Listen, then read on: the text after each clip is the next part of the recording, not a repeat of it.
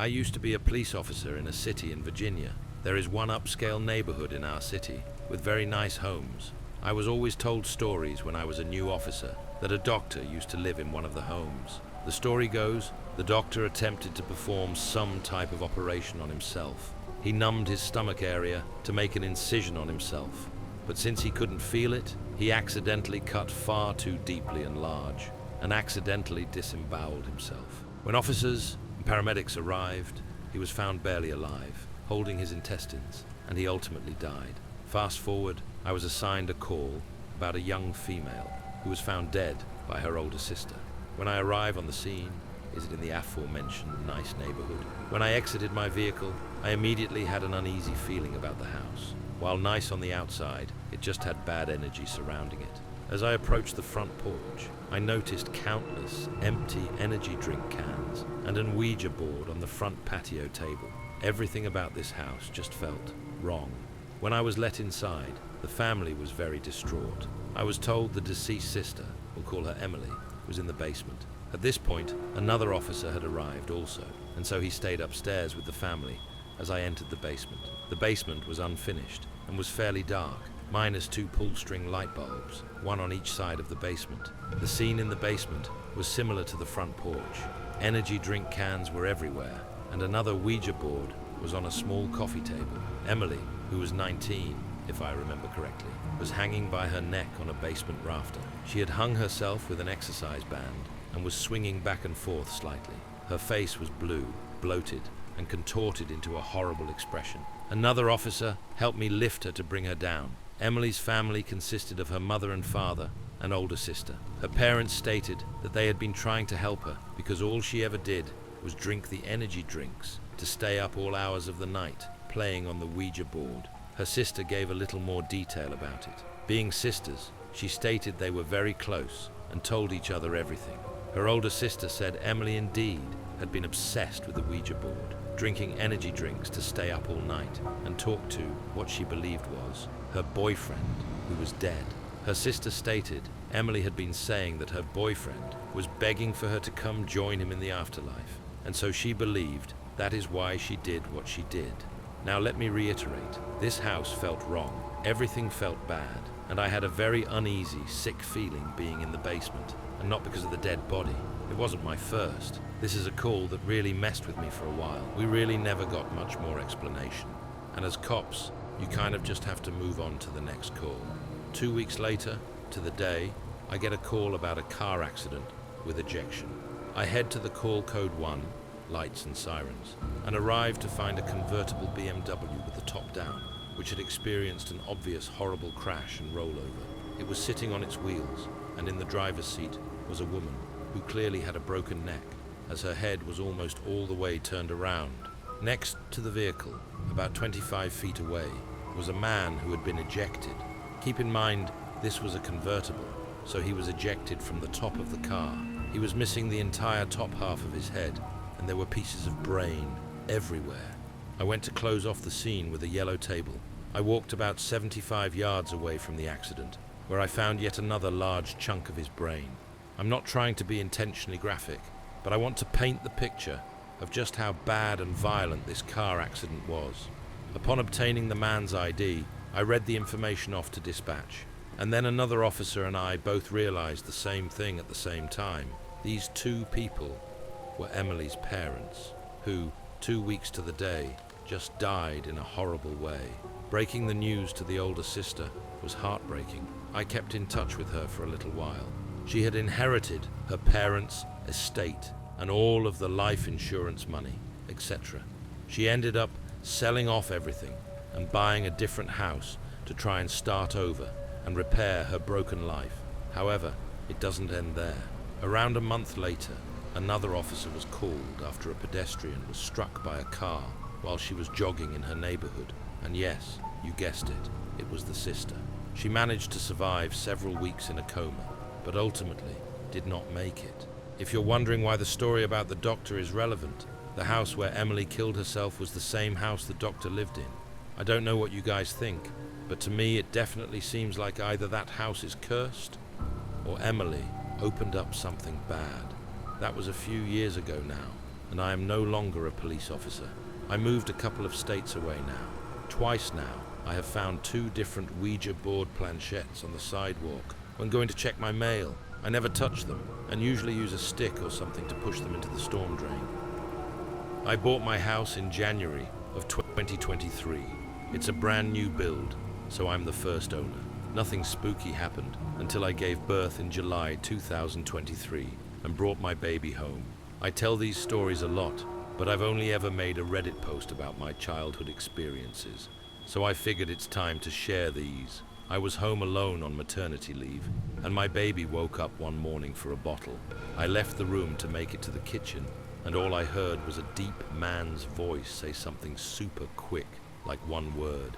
Then my baby stopped crying. I finished making the bottle and walked back into the room, and he was staring off, as babies do, LOL, but happy as a clam. I said, "Thanks, ghost man," and went about my day. That story is the birth of what we now call Ghost Man in our house. I don't spook easily, since I grew up in a haunted house and even lived in my neighbor's haunted house after high school, so I'm used to it. But my fiance gets scared easily. We had one of those Graco swings for our baby. One night, while my fiance was feeding our dogs, the swing turned on by itself and started swinging on the lowest level, but it still freaked him out. We hadn't used the swing in a few days, so I know it was turned off completely. Another instance with my fiance. We'd bought one of those motion sensor baby monitors for the nursery, but at the time, the baby was still sleeping in a crib in our bedroom, so we weren't using it. The camera was in the nursery, and the monitor was plugged in at my fiance's desk, so we could test out the range. One day, I saw it was completely unplugged from the wall, and I asked him why. He said the motion sensor kept turning the screen on when no one or nothing was in there, so he got scared and unplugged it. He said, "Not today, Ghost Man." We quickly realized Ghost Man was obsessed with our baby and his nursery. Fast forward a few weeks, my fiance's parents came to visit and stayed in our guest bedroom, which is right next to the nursery. At that time, the baby was still sleeping in our room. One morning, we were all sitting on the couch, and my father-in-law asked how we slept. I said, "Fine." He said, "Really? I heard you guys in and out of the nursery all night." My fiance and I looked at each other, super confused, because neither of us had gone in there at all. I told my FEL it wasn't us, and he got very serious and said, "No, I heard one of you walk over there, open and close the door, rummage through things, and then leave again at least 3 times." We were like, "Sorry dude, that's Ghost Man. I have quite a bit more, but this is already long. If anyone wants to hear more, I can add." The activity has died down over the past few months, but still happens every once in a while.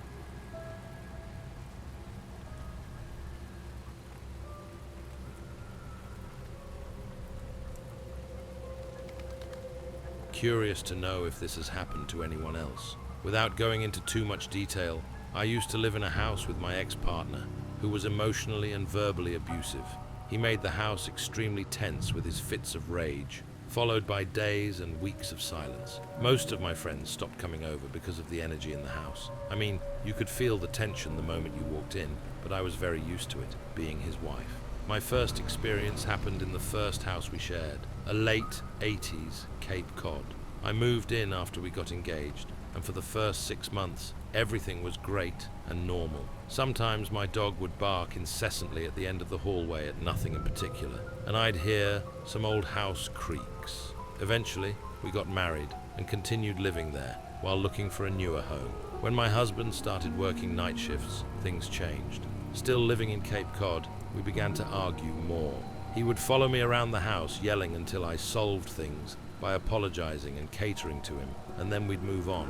His attitude became hostile, and I began my career of walking on eggshells. Things were fine as long as he was happy. He was happy as long as I made his meals, kept the house clean, brought home money, didn't see my friends, let him do whatever he wanted, left him alone, didn't look upset or unhappy, didn't talk too loud or too quiet, didn't move too much in my sleep, did his laundry, color-coded his clothes when I put them away, all facing the same direction. Didn't try to talk to him before dinner, after dinner, and definitely not in bed. You get the gist. The first night I saw the shadow figure, I was home alone and he was working. I woke up in the middle of the night to see him on his side of the bed, holding what looked like his phone. I could see the outline of his shoulder and the glow from the screen. I was surprised he was home early, but I didn't want to make him angry by asking, so I pretended to sleep.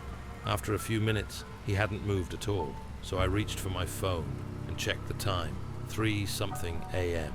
I turned over to ask if he was okay, and he was just standing there, looking at me. I could see the outline of his ears, his shoulders. It was like he was darker than the darkness, just standing there. My fight or flight instinct kicked in. I grabbed my pillow and threw it at him, then grabbed my phone and ran out of the house. No one had broken in. No one was there. I didn't sleep that night. Fast forward a year to the new house, and I mean new. My ex had money, so we moved into a brand new cookie-cutter Ryan home in a residential neighborhood. At first, it was small things, lights turning on and off, the TV acting up, all easy to ignore, but he had become worse, harder to appease, harder to understand. The silent treatments would last for weeks, and the tension between us was so intense, it felt heavy. One night at 3 a.m., our bedroom fire alarm went off for no reason. A few days later, my girlfriend and I were in the living room and heard running upstairs. No one else was home. I don't have kids, my dog is always glued to my hip, and my ex was asleep.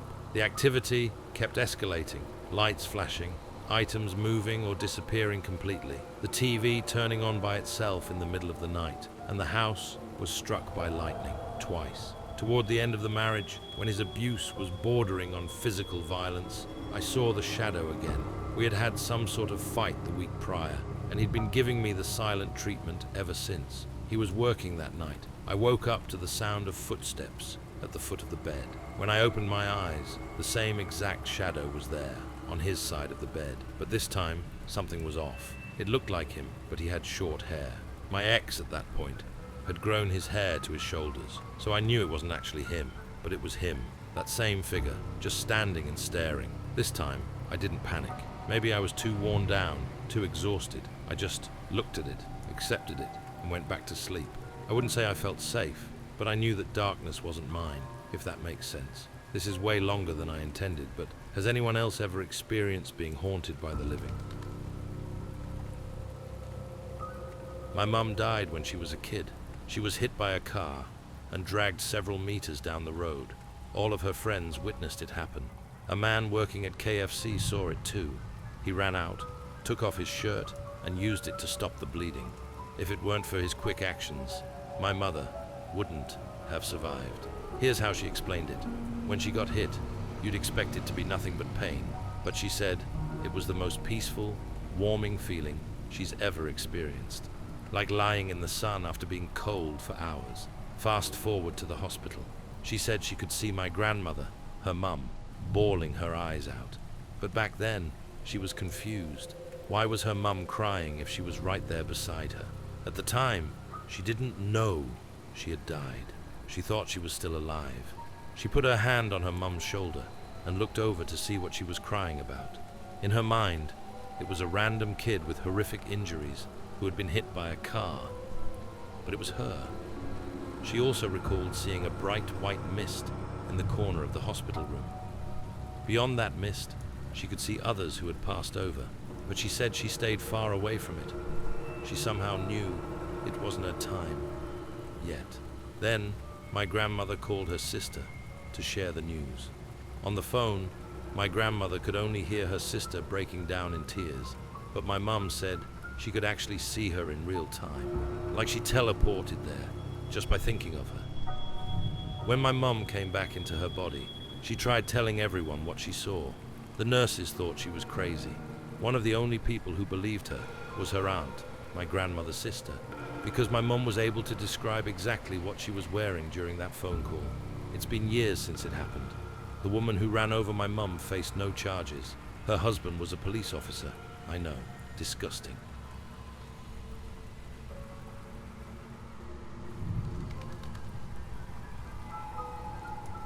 Hello everyone, I'm a 29-year-old male. The story I'm about to share is 100% true and real, because it happened to me and my then girlfriend. I apologize in advance for all the details. I just want to bring you fully into the emotion of the moment. Thank you. It was the mid of July 2011. I was a 15-year-old teenager, completely clean from any alcohol, drugs, or anything like that. I was very athletic and loved sports. I would even describe myself as a pretty responsible and grounded kid for my age. That summer, like every year, I was spending my vacation at my grandparents' village, a small place of around 400 people. There were always kids to play with, and we would stay out together from afternoon until sometimes 2 or 3 a.m. My grandparents gave me the freedom I never had with my parents. In their backyard, there were 2 houses. One, built by some great-grandparent, was over 100 years old. The other, newer one, was built by my grandfather. That summer, for the 2nd year in a row, I decided to live by myself in the old house, and my grandparents stayed in the other one. During the day, I helped my grandfather with farm work. We had a small farm, a lot of hard work, and in the evenings, I went out with friends and came back whenever I wanted. It felt like absolute freedom. At that time, I had a girlfriend from my school back in the capital city. I was deeply in love. It was my first love, full of innocent excitement. We talked on the phone daily. One night, a big summer storm was approaching. The village lost power. No lights, no street lamps, complete darkness. It started pouring and thundering so hard that there was no way anyone could go outside. It was around 11 p.m. when I decided to go to bed. Outside, the storm was so fierce that the thunder made my bed shake, and it was really windy the whole evening. Surprisingly, I fell asleep pretty quickly. The next thing I remember was waking up to the sound of my phone ringing, a Nokia 6303, next to me. When I opened my eyes, what I've noticed first was that the storm had completely passed. Clear sky, calm air, the streetlights were back on. I looked at my phone, and it showed my girlfriend's name. I answered the call, put the phone to my ear while lying down, closed my eyes, and we started talking, greeting each other, asking what the other was doing. I remember feeling extremely sleepy, and very shortly after answering, maybe 10 to 20 seconds after that, I must have fallen asleep, because I remember nothing else. The next morning, I woke up normally. While sitting on the toilet, I remembered, oh yeah, she called me last night, curious about what we talked about. I checked my call history, received call at 12 a.m., lasting exactly 1 minute and 35 seconds. I thought, that's pretty odd, and immediately called her to ask what we had talked about after these first 10 to 20 seconds of the conversation, because I couldn't remember anything. At first, she laughed, thinking I was joking. What do you mean you don't remember? And what 1 minute and a half are you talking about? She asked. I explained that according to my call log, our conversation lasted only about 1 minute and 35 seconds. Then she got quiet for a moment. And that's all? That's all you remember? She asked again. She said that after she first called me, we talked for about a minute or so, during which I told her that my phone battery was dying and that I'd call her back using my cousin's phone, since we were supposedly together at the time. She agreed, and we intentionally ended the call. About 20 seconds later, she received a call from an unknown number. When she answered, it was me again. Or, it sounded exactly like me. And guys, are you ready now? She says we talked for 45 minutes straight. I apparently told her it was my cousin's phone, and that she could save the number. We talked about personal things, things only she and I knew. I acted completely normal, using familiar names and references. Nothing felt off to her. She said there was no way she could mistake my voice. We were in love and spoke to each other daily. Plus, no random stranger could possibly know that much about us, right? Near the end of the 45 minutes, she says my mood suddenly changed, and I ended the call abruptly. Right after, she received a text from the same unknown number that said, I love you, little mouse. Everything's fine. We'll talk tomorrow. Sweet dreams. We had specific nicknames for each other, and I never in my life called her Little Mouse before. She found it strange, but also kind of sweet, and brushed it off. When she told me all this, for a second I was sitting there, mouth wide open. Then I laughed. I didn't believe it. I was alone at the house that night. There was a storm, no electricity, and I had gone to sleep early. My cousin wasn't even at the village. I couldn't believe her at first. I thought she was messing with me. But when I returned to the city a week later, and we met up, she showed me her call history. First out call, 1 minute, 35 seconds. Second call was in call from the unknown number. About 45 minutes. Then, minutes later, this same text message from the unknown number. We decided to call the strange number from her phone, but I will speak. A man answered almost immediately, a complete stranger. Sounded maybe in the mid-30s to us. He told us he was living in the capital with his family. He was very cooperative when we explained the situation briefly. He said he had no idea who we were, had never called or texted my girlfriend's number, and when he checked his outgoing messages, there was no record of the text we received. My girlfriend swore she didn't recognize his voice at all. We didn't want to keep him long, so we said thanks and ended the call. Afterward, we just sat on a park bench, completely freaked out, speechless for minutes. Neither of us could explain what happened. Years later, we went our separate ways, each now with families and children. But even now, 14 years later, we sometimes still talk about that night, how we felt, and the storm that took place, and the most bizarre what she was talking with me for almost an hour. We never found a satisfying explanation. We speculated maybe it was some kind of cell network glitch, some weird signal crossover.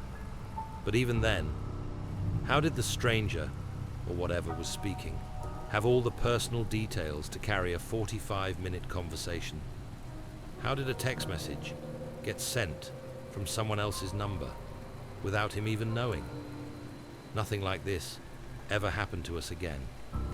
If anyone here has experienced something similar, or has an idea of what could have happened, I'd really love to hear your thoughts and theories. It's the first time I'm sharing this.